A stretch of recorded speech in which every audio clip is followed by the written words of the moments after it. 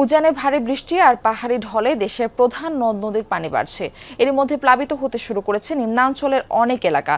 নদী পাড়ের মানুষের আগাম প্রস্তুতি নেওয়ার এখনই সময়। আর সম্ভাব্য দুর্যোগ মোকাবেলায় ব্যক্তি পর্যায়ে সতর্ক বার্তা মেনে চলা, শুকনো খাবার, বিশুদ্ধ পানি ও প্রয়োজনীয় ওষুধ সংরক্ষণের প্রস্তুতি নেওয়া জরুরি। সিলন টি রপ্তানিতে শীর্ষে। ভাঙা নৌকা মেরামতে সময় কাটছে জামালপুর ইসলামপুরের রাসেল মিয়ার। বন্যার দিনে এই নৌকাই হবে তার গ্রামের মানুষের যাতায়াত জীবিকার একমাত্র ভরসা। এই রাস্তা দিয়ে আপনার অনেক পানি, এক কোমর করে পানি হয়ে যায়। যদি এই দিক দিয়ে বাটটা দিত তাহলে আমাদের সবচেয়ে সুবিধা হইতো। নৌকা আমরা নৌকা দিয়ে চলাচল করি, এই বর্ষা আসতেছে এর জন্য আমরা নৌকার কাজ করতেছি। প্রতিদিনই বাড়ছে যমুনার জল। নদী এখন আগের চেয়েও স্রোতস্বিনী। কখন যেন শান্ত নদী রুদ্ররূপ ধারণ করে সে আতঙ্ক দুই পারের বাসিন্দাদের। বলছেন সময় মতো সতর্কবার্তা এবং পর্যাপ্ত সহযোগিতা পেলে ক্ষয়ক্ষতি অনেকটাই কমানো সম্ভব। কোনোভাবে আমরা সাহায্য পাচ্ছি না। আমরা যদি পানি কখন বাড়তেছে কখন কমতেছে এগুলা কোনোভাবে আমরা বুঝতে পারতেছি না।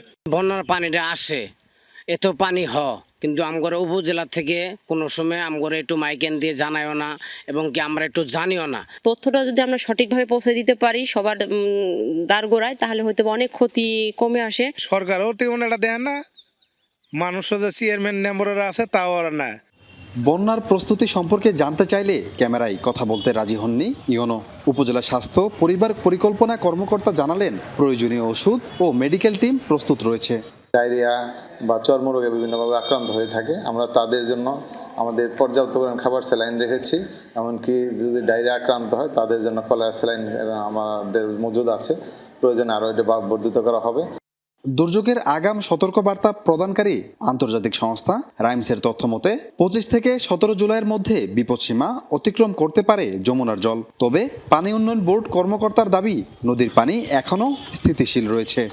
জামালপুর জেলায় উজানের ভারী বৃষ্টিপাত এবং পাহাড়ি ঢলে গত কয়েকদিন থেকেই 3-4 দিন থেকে পানি বৃদ্ধি শুরু হয়েছে, যেটা বর্তমানে অনেকটা স্থিতিশীল রয়েছে।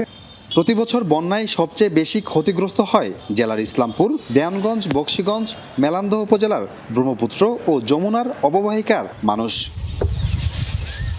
ফসলের মাঠ, খালবিল অথবা নদ নদী এখন পানিতে টইটুম্বুর। এরই মধ্যে ব্রহ্মপুত্র ও মেঘনা নদীর অববাহিকায় বন্যার পূর্বাভাস দিয়েছে বন্যা পূর্বাভাস ও সতর্কীকরণ কেন্দ্র। জানিয়ে রাখা ভালো, অতীতের যে বড় বন্যাগুলো এই অঞ্চল দিয়ে হয়ে গেছে সেটির সময় ছিল কিন্তু এই বর্ষার মাঝামাঝি সময়কাল। সেই জায়গা থেকে স্থানীয় প্রশাসন ও ব্যক্তি পর্যায়ে যদি এখনই প্রস্তুতি নেওয়া সম্ভব হয় তাহলে কিছুটা ক্ষয়ক্ষতি কমানো সম্ভব হবে বলে মনে করছেন সংশ্লিষ্টরা। সাগর ফরাজি, যমুনা নিউজ, জামালপুর।